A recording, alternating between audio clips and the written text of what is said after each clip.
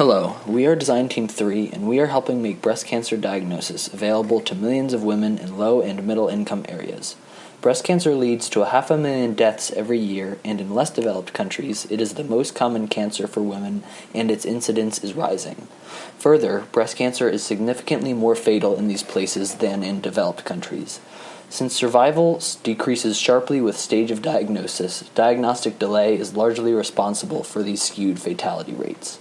This delay starts at the diagnosis process. The local clinics where women usually present cannot perform core needle biopsies, which is a necessary step in an appropriate diagnosis.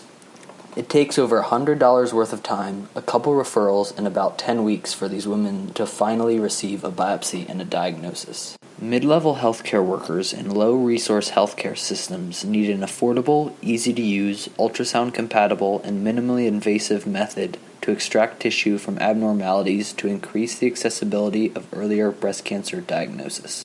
Let's back up a little. Why don't these local clinics have biopsy devices? The answer is that the expensive, reusable devices become contaminated with use, forcing hospitals to use disposable devices.